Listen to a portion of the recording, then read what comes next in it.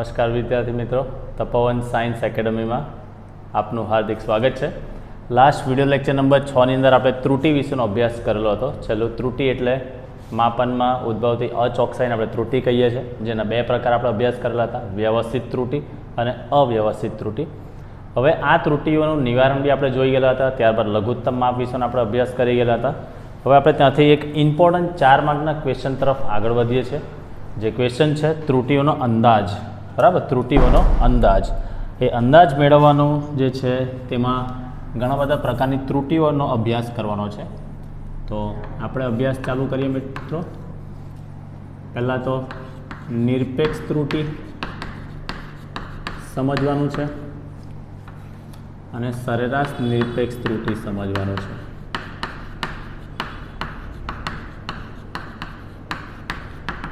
પરીક્ષામાં ક્વેશ્ચન તમને પૂછાતો કેવી રીતે હોય છે ખબર છે?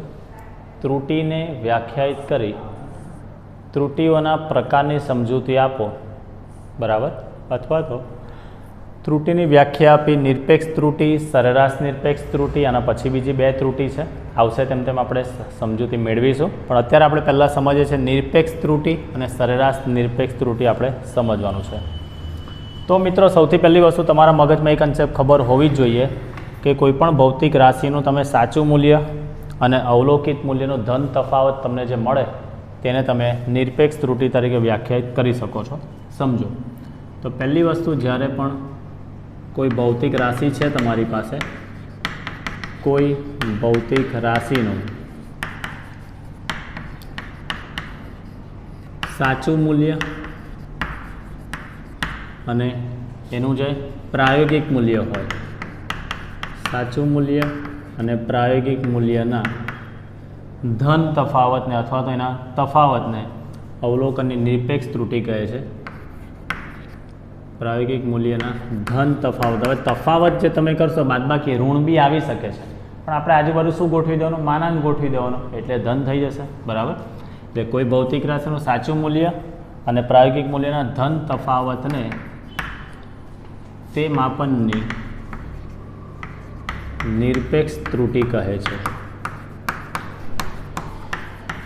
નિરપેક્ષ ત્રુટિ કહે છે। હવે આપણે સમજીએ કે એનું મેથેમેટિકલ એક્સપ્રેશન આપણે મેળવીએ। ઘણી વખત એવું બનતું હોય કે તમે પ્રયોગ દરમિયાન સાચું મૂલ્ય તમારી પાસે નહીં હોય, ત્યારે તમે શું કરો? તો શું કરવાનું? તમે લીધેલા બધા જ અવલોકનનું શું લઈ લેવાનું? સરેરાશ લઈ લેવાનું, બરાબર। જ્યારે ભૌતિક રાશિનું સાચું મૂલ્ય ન હોય ત્યારની વાત છે। જ્યારે કોઈ ભૌતિક રાશિ હોય, કોઈ રાશિનું સાચું મૂલ્ય, ભૌતિક રાશિનું સાચું મૂલ્ય ન હોય ત્યારે લીધેલા જે બી કોઈ અવલોકનો હોય, અવલોકનોના સરેરાશ મૂલ્યને સાચું મૂલ્ય ગણવું।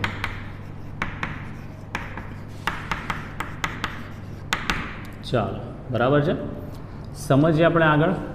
આપણી પાસે ધારો કે કોઈ ભૌતિક રાશિ એ છે, ધારો કે આપણી પાસે કોઈ ભૌતિક રાશિ એ છે, જેના અવલોકન જે આપણે લીધા છે પ્રાયોગિક મૂલ્ય, તો આપણે લઈએ જેના પ્રાયોગિક મૂલ્યો અનુક્રમે A1, A2, A3 up to AN છે। તો આનું પહેલાં તો આપણે શું શોધવું પડશે? સાચું મૂલ્ય શોધવું પડશે। સાચું મૂલ્ય એટલે કેવી રીતે શોધવાનું? સિમ્પલ વસ્તુ છે। શું કરીશું? આપણે એનું સરેરાશ લઈશું, બરાબર। તેનું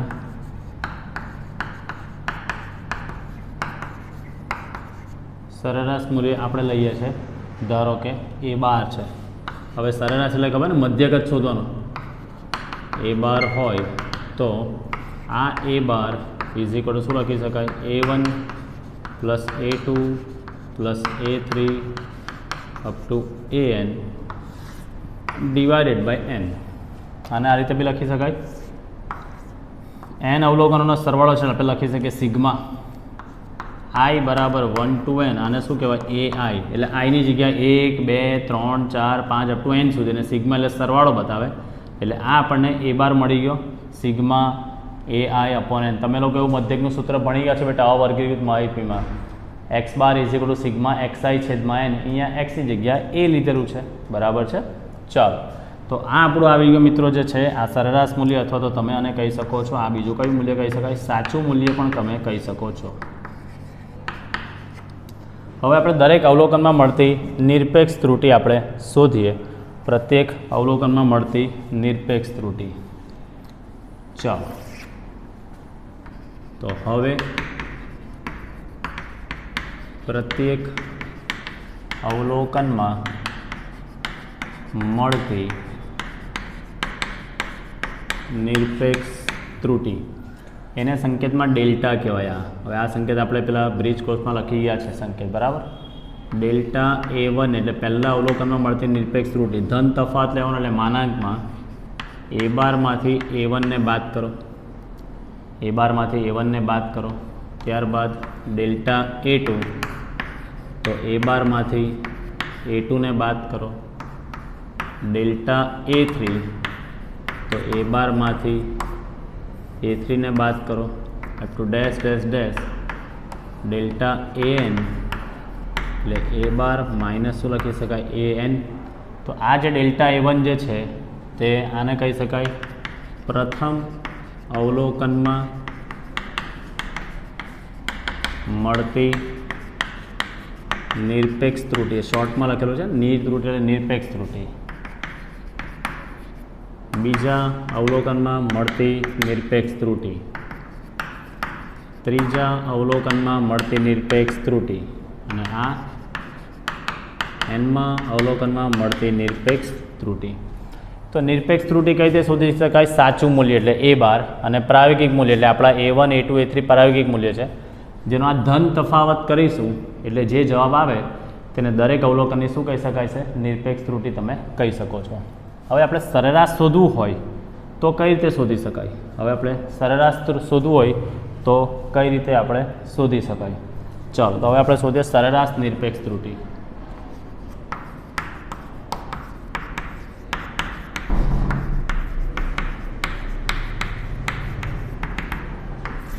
સરેરાશ નિરપેક્ષ ત્રુટિ.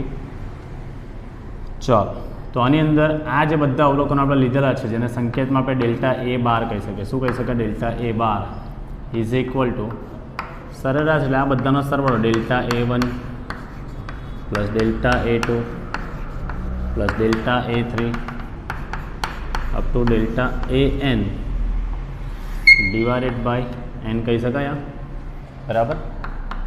માટે delta A bar is equal to આ છેદમાં n તો છે જ સિગ્મા I બરાબર 1 to n ડેલ્ટા AI. આઈની જગ્યાએ 1 2 3 તમે મૂકશો કિંમત, બરાબર, એટલે તમને મળશે આ સરેરાશ નિરપેક્ષ ત્રુટિ. એટલે આ જે અવલોકનનો જે જવાબ મળશે તે કહી શકાય બેટા સરેરાશ નિરપેક્ષ ત્રુટિ. આ જે છે તે દરેક અવલોકનમાં મળતી નિરપેક્ષ ત્રુટિ છે, એનું તમે આ સરેરાશ કરો એટલે આ તમને કહી શકાય સરેરાશ નિરપેક્ષ ત્રુટિ તમે કહી શકો છો, બરાબર. ચાલો, હવે આ બે વસ્તુ શોધાઈ ગઈ. એના પરથી આપણે કોઈ પણ ભૌતિક રાશિને દર્શાવવી હોય તો કઈ રીતે દર્શાવી શકાય તે અહીંયા હું લખું છું.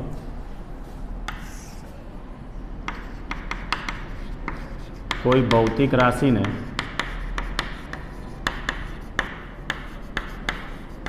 નીચે મુજબ દર્શાવી શકાય. કોઈ રાશિ એ છે તો તમે A bar plus or minus delta A બારથી તમે દર્શાવી શકો છો. A bar plus or minus delta A બાર વડે તમે દર્શાવી શકો છો. એનો મતલબ કે તમારી પાસે જે ભૌતિક રાશિ A છે એટલે માટે આપણે એવું કહી શકાય કે આ એનું જે મૂલ્ય છે એનું મૂલ્ય A bar minus delta A બારથી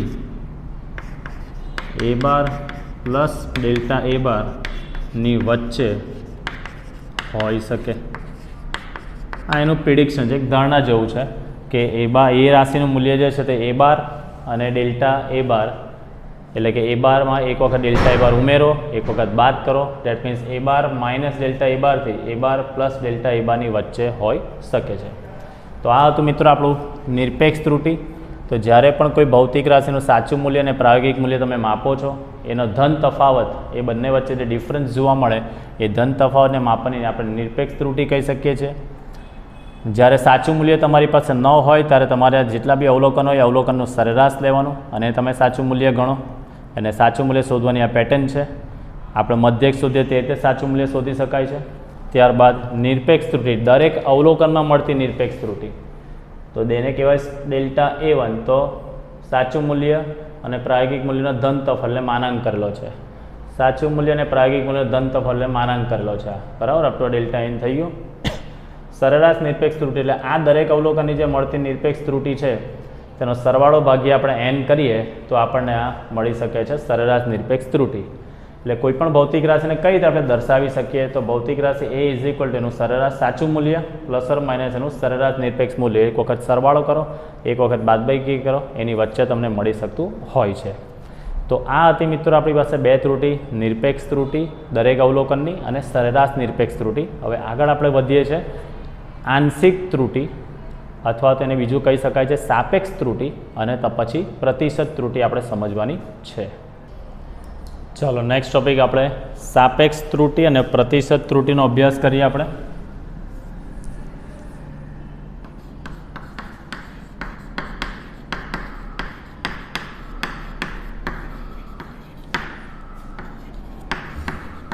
સાપેક્ષ ત્રુટિ અને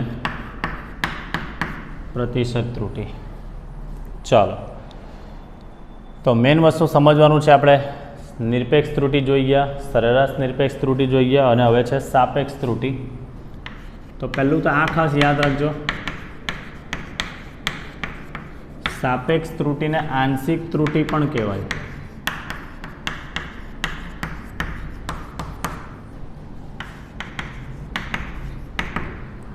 સાપેક્ષ ત્રુટિને આંશિક ત્રુટિ પણ કહેવામાં આવે છે. તો કેવી રીતે એને વ્યાખ્યાયિત કરવામાં આવે છે તે, તો આપેલ રાશિની સરેરાશ નિરપેક્ષ ત્રુટિ અને સાચા મૂલ્યના ગુણોત્તરને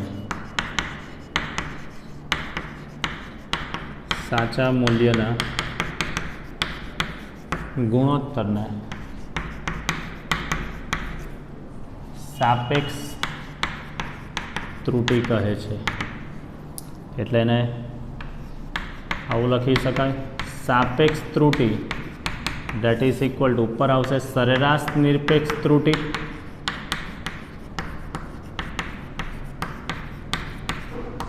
છેદમાં સાચું મૂલ્ય. એને સંકેતમાં મિત્રો તમે લખી શકો છો, આ ડેલ્ટા લખવાનો છે, બરાબર. ઠળિયાનો થ જુઓ, delta A bar that is equal two આપણું આ delta A bar upon A બાર. જો આમાં કોઈ ભૂલથી આઇન્સ્ટાઈન લેવલનો માણસ હોય ને તો આ A બારને ઉડાવી દે, પણ એવું કરવાનું નથી. તમે આઇન્સ્ટાઈન નથી, તમે નોર્મલ વિદ્યાર્થીઓ છો, બરાબર છે. એટલે આ delta A bar is equal to delta A બાર સરેરાશ નિરપેક્ષ ત્રુટિ છેદમાં એનું સાચું મૂલ્યના ગુણોત્તરને તમે કહી શકો છો સાપેક્ષ ત્રુટિ, બરાબર. તો આ આપણે આવી ગઈ સાપેક્ષ ત્રુટિ. હવે આપણે સમજીએ પ્રતિશત ત્રુટિ.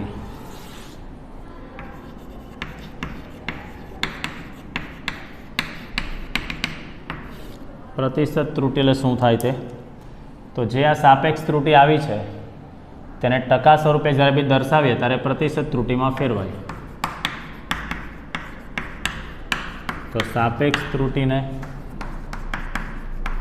ટકામાં દર્શાવતા મળતા મૂલ્યને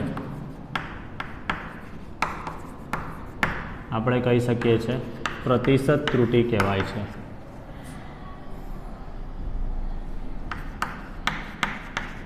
પ્રતિશત ત્રુટિ કહે છે, બરાબર. ચાલો, તો પ્રતિશત ત્રુટિ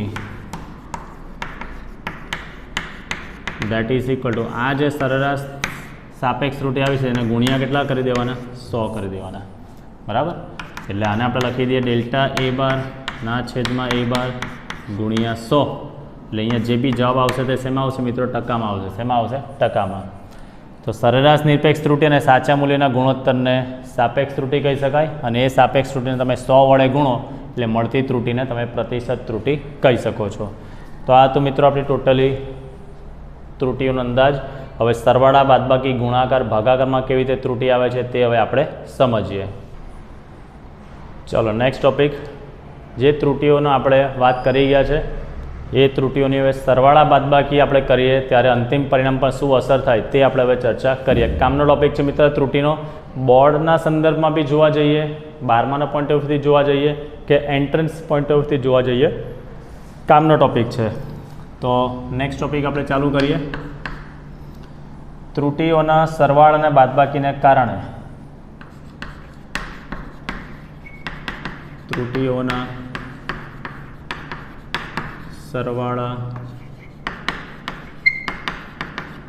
અને બાદબાકીને કારણે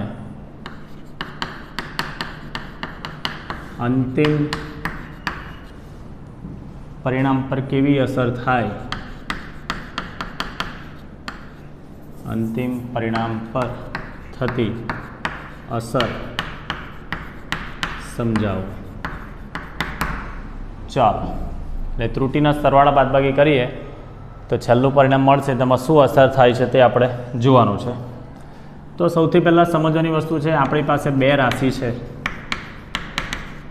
ધારો કે આપણી પાસે બે ભૌતિક રાશિઓ એ અને બી છે, બરાબર. હવે એનું મૂલ્ય કેવી રીતે લખવાનું હોય તો આઈ થિંક તમને ખબર જ છે કે એ ઇઝ ઇક્વલ ટુ આપણે લખી શકીએ છીએ એ પ્લસ ઓર માઇનસ ડેલ્ટા એ. મૂલ્યના સંદર્ભમાં લખેલું છે એટલે આ એનું પ્રાયોગિક મૂલ્ય છે. આ શું કહી શકાય? રાશિ એનું પ્રાયોગિક મૂલ્ય. હવે તમને વિચારો કે સાહેબ ઉપર 12 તો કર્યું જ નથી, પણ આપણી પાસે ઘણા બધા અવલોકન નથી, એક જ અવલોકન છે એટલે આ એ પ્લસ ઓર માઇનસ એને ડેલ્ટા એ આપણે લખી શકીએ છીએ. ત્યારબાદ b that is equal to b plus or minus delta બી, એટલે આ થઈ ગયું બીનું પ્રાયોગિક મૂલ્ય. હવે આપણે બે પ્રોસેસ કરવાની છે દીકરા, તમે જુઓ અંદર સરવાળો કરવાનો છે અને બાદબાકી કરવાની છે. તો સૌથી પહેલાં આપણે આગળ વધીએ સરવાળા માટે. સરવાળા માટે ધારો કે એ અને બીનો સરવાળો કરીએ તો મળતી પરિણામી રાશિ ઝેડ છે, તો આપણે લખી શકીએ સરવાળો કરીએ તો ઝેડ ઇઝ ઇક્વલ ટુ શું લખી શકાય? એ પ્લસ બી. જો એ અને બીના માપનમાં ત્રુટિ હોય તો ઝેડના માપનમાં બી ત્રુટિ તો હશે જ. તો આને આપણે લખીએ z plus or minus delta Z is equal to A plus or minus delta A plus b plus or minus delta બી આપણે લખી શકીએ. ચાલો, માટે આ Z plus or minus delta Z is equal to આને કાઉન્સ છોડી નાખીએ આપણે એટલે a plus b plus or minus delta A plus or minus delta બી. એટલે આમ તો પ્લસ છે એટલે બધું પ્લસમાં જ આપણે લખી શકીએ છીએ. હવે તમે એવું ભણી ગયા છો બેટા, યાદ કરો આ a plus b is equal to શું કહેવાય? ઝેડ કહેવાય કે નહીં કહેવાય? એટલે આ Z plus or minus delta Z is equal to આને હું લખી દઉં છું z plus or minus delta A plus or minus delta બી. એટલે ઝેડ અને ઝેડ બંને બાજુથી કટ થઈ જાય એટલે plus or minus delta Z is equal to plus or minus delta A plus or minus delta બી. તો તમને એવું કીધેલું છે ઝેડના માપનમાં ઉદ્ભવતી મહત્તમ ત્રુટિ કેટલી હશે? તો અહીંયા લખી શકાય માટે ઝેડના માપનમાં ઉદ્ભવતી મહત્તમ નિરપેક્ષ ત્રુટિ delta Z is equal to delta A plus delta b લખી શકાય. મહત્તમ એટલે હવે અંદર તમને વિચારો બેટા, જુઓ આમાં 4 વસ્તુ શક્ય છે. પ્લસ ડેલ્ટા એ પ્લસ ડેલ્ટા બી, બંને plus law. Plus delta A minus delta બી, એટલે ડેલ્ટા એ પ્લસ લો અને બી માઇનસ લો. માઇનસ ડેલ્ટા એ પ્લસ ડેલ્ટા બી અને minus delta A minus delta બી, અને 4 મૂલ્ય થાય ને. પણ આપણે હંમેશા પરિણામમાં મહત્તમ ત્રુટિ જ લેવાની છે, વધુમાં વધુ. તો વધુમાં વધુ આ 4માંથી એક જ વસ્તુમાં શક્યતા બને, કઈ? પ્લસ ડેલ્ટા એ પ્લસ ડેલ્ટા બી. આપણું આની અંદર જ પોસિબિલિટી થાય, અદરવાઇઝ શક્યતા નથી. બરાબર છે? તો ઝેડના માપનમાં ઉદ્ભવતી મહત્તમ ત્રુટિ delta Z is equal to delta A plus delta બી. તો આની અંદર આપણે એવું કહી શકીએ કે આમ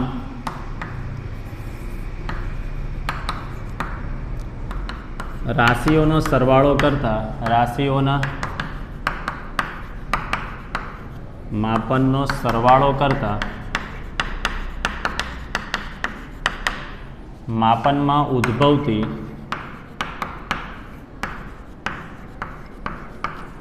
મહત્તમ નિરપેક્ષ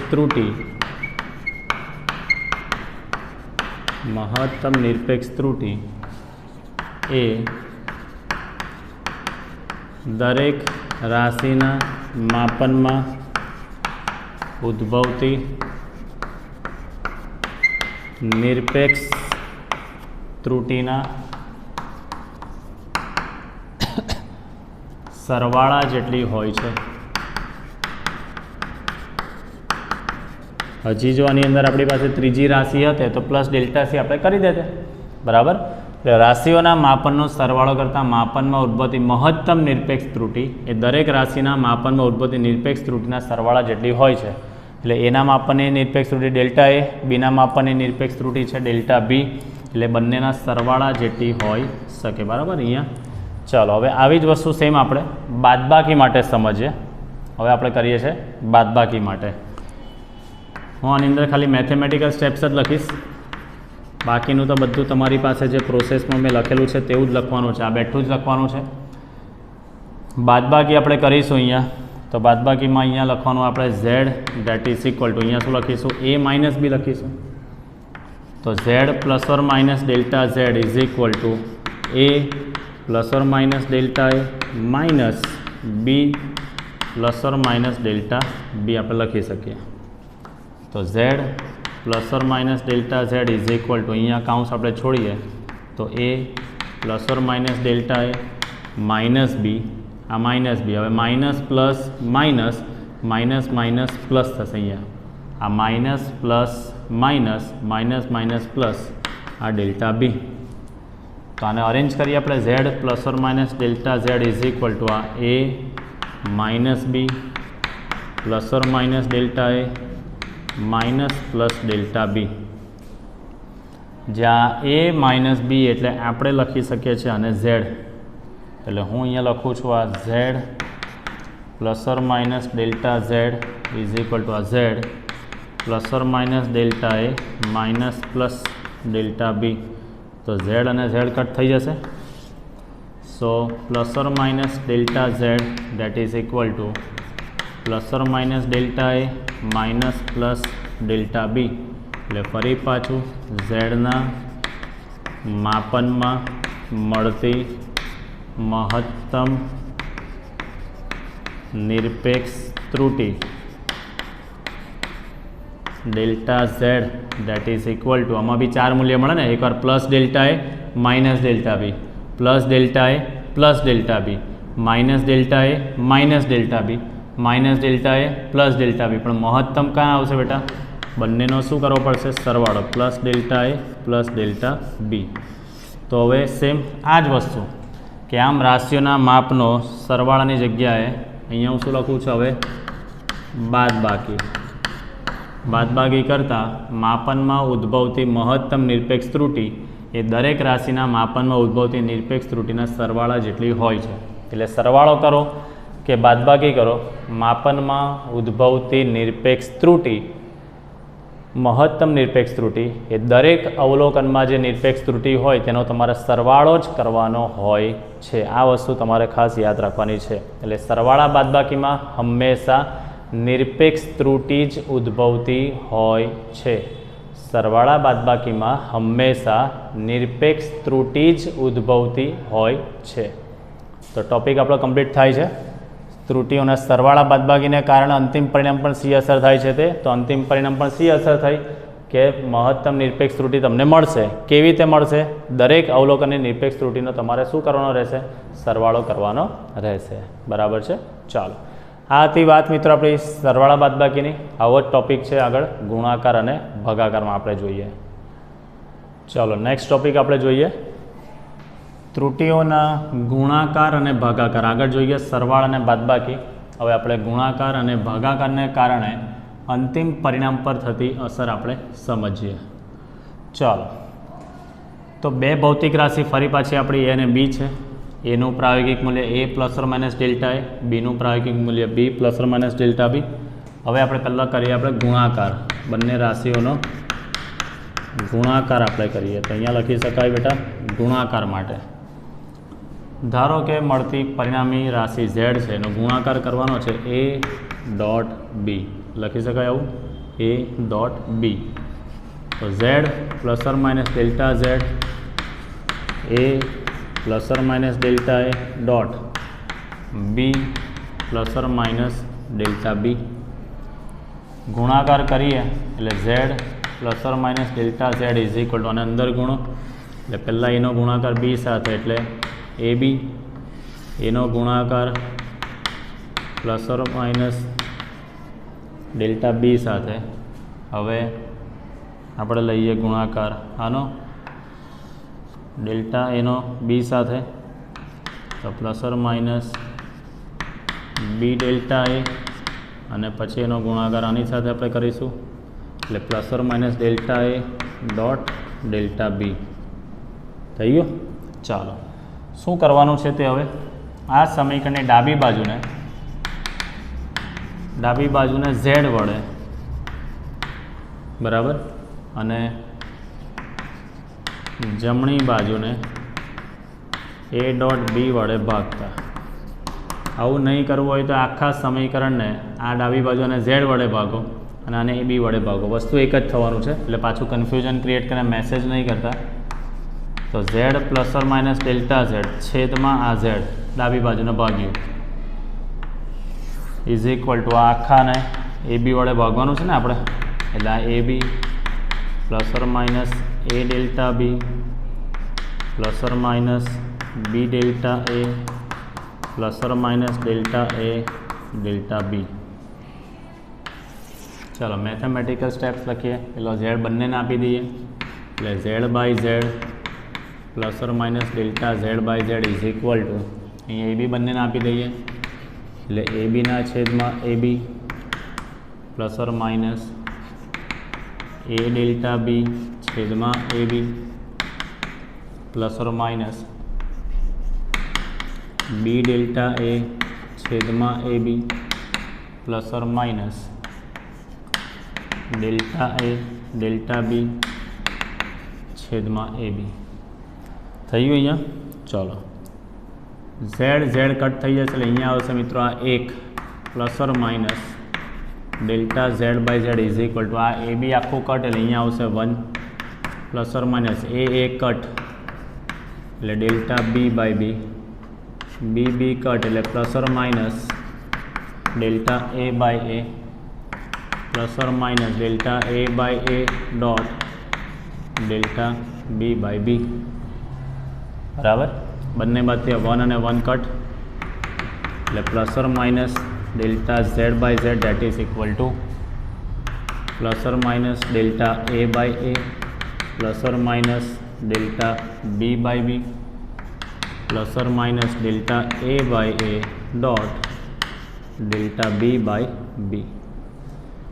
હવે તમને એક ઉદાહરણ આપો a ± ડેલ્ટા એ જે છે ને રાશિનું માપન, ધારો કે રાશિ એનું માપન છે 5 ± 0.5 આવું છે એટલે આ શું કહી શકાય એ, આ શું કહી શકાય ડેલ્ટા એ.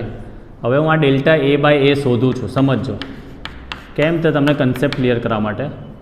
તો આ 0.5 છેદમાં 5. ચાલો તો શું જવાબ, આને મૂલ્યને ઓર ઓછું કરું છું 0.05 કરું છું, આ 0.05 એટલે આ શું લખી શકાય 5/100 ગુણ્યા 5, 5 5 ઉડી ગયું એટલે 1/100 એટલે 0.001 કહી શકાય. એટલે કહેવાનો કન્સેપ્ટ શું છે બેટા, અહીંયા ડેલ્ટા a/a નો જવાબ 0.001 આવ્યો બરાબર. હવે એવી રીતે આપણે બી જોઈએ. આપણે બી ધારો કે આપણે લઈએ છીએ 10 ± 0.001 લઉં છું બરાબર. ચાલો તો એનું આપણે ડેલ્ટા b/b શોધીએ. તો 0.001 છેદમાં 10 તો આ 1/1 2 3 એટલે 1/1000 ને આ નીચે આ 10 બરાબર. આ ડેલ્ટા બી એટલે 0.001 છેદમાં 10.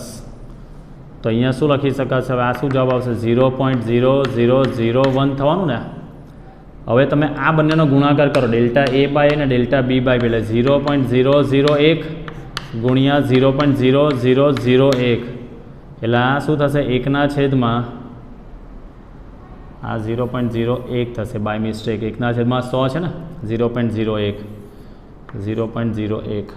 એટલે 1/100 ને 1/10,000 એટલે 1/1 2 3 4 5 ને 6 મીંડા થાય એટલે 0.1 2 3 4 5 અને પછી 6 આવે એટલે મૂલ્ય કેટલું નાનું થાય છે ને. કહેવાનો કન્સેપ્ટ, મારો કહેવાનો કન્સેપ્ટ શું છે તે સમજજો બેટા. ડેલ્ટા એ બાય એ તો નાનું છે જ, ડેલ્ટા બી બાય બી પણ નાનું થાય છે. તો ડેલ્ટા એ બાય એ અને ડેલ્ટા બી બાય બીનો ગુણાકાર કેટલો થવાનો? ઓર નાનો થવાનો છે. બરાબર. અહીંયા સમજો કે આપણે ડેલ્ટા એ બાય એ જે શોધ્યું અહીંયા આના પરથી તો 0.01 આવ્યું. ડેલ્ટા બી બાય બી શોધ્યું તો 0.0001 આવે છે. બરાબર છે. તો તમે ડેલ્ટા એ બાય એ એટલે અને ડેલ્ટા બી બાય બી આ બંનેનો ગુણાકાર કરો તો ઓર નાનો થાય છે. તો કહેવાનો કન્સેપ્ટ કે આ પદ જે છે એ આ બંનેની સાપેક્ષે એટલું નાનું થતું હોય કે આને આપણે અવગણી શકીએ છીએ. શું કરી શકીએ છીએ? આપણે એને અવગણી શકીએ છીએ. તો અહીંયા આપણે એવું લખી દઈશું. બરાબર. આજે એનું પ્રૂફ આપ્યું છે, તમારે પરીક્ષામાં પ્રૂફ આપવાની જરૂર નથી. અહીંયા તમારે જસ્ટ ખાલી એવું લખી જ દેવાનું છે કે અહીં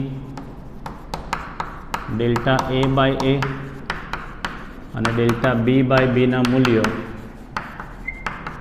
નાના હોવાથી delta A by A dot delta B by બીનું મૂલ્ય ઘણું નાનું હોવાથી તે પદને અવગણતા. ચાલો તો આપણે delta Z by Z plus or minus delta Z by Z plus or minus delta A by A plus or minus delta B by B લખી શકાય. હવે ડેલ્ટા ઝેડ બાય ઝેડ આ કઈ ત્રુટિ કહેવાય? નિરપેક્ષ કહેવાય કે સાપેક્ષ કહેવાય? તો આગળ જોઈએ આપણે આ શું છે? સાપેક્ષ ત્રુટિ છે. તો ઝેડના માપનમાં ઉદ્ભવતી મહત્તમ સાપેક્ષ ત્રુટિ લખાશે. અહીંયા શું લખાશે બેટા? સાપેક્ષ ત્રુટિ. Delta Z by Z is equal to મહત્તમ એટલે આમાં બી 4 મૂલ્ય આવે કે નહીં? બંનેનો સરવાળો, એક ધન એક ઋણ, એક ઋણ એક ધન ને બંને ઋણ. તો મહત્તમ કીધું છે એટલે બંનેનો શું કરવો પડશે? સરવાળો. Delta A by A plus delta B by B. તો આ આવી ગયું આપણું ગુણાકારની અંદર માપનમાં ઉદ્ભવતી મહત્તમ સાપેક્ષ ત્રુટિ એ દરેક રાશિમાં ઉદ્ભવતી સાપેક્ષ ત્રુટિના સરવાળા જેટલી હોય છે. તો અહીંયા હું એ લાઈન લખું છું. આમ આપણે લખી શકાય રાશિઓના માપનના ગુણાકારમાં ઉદ્ભવતી મહત્તમ સાપેક્ષ ત્રુટિ. આમાં કઈ ત્રુટિ આવે? સાપેક્ષ ત્રુટિ. એ દરેક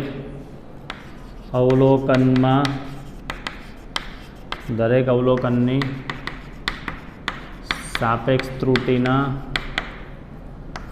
સરવાળા જેટલી હોય છે.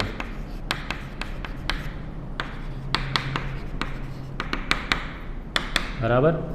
સરવાળા અને બાદબાકીમાં નિરપેક્ષ ત્રુટિ આવે.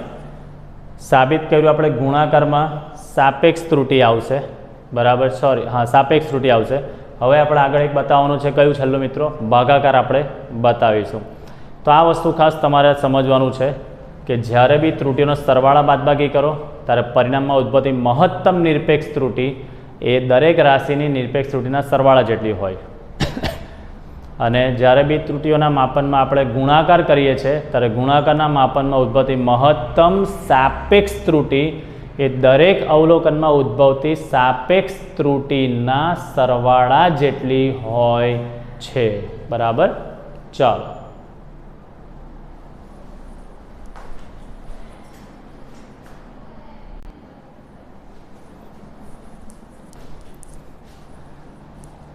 હવે જે ભાગાકાર છે મિત્રો, આની અંદર જેવી રીતે ગુણાકાર કરો એવી રીતે ભાગાકાર છે.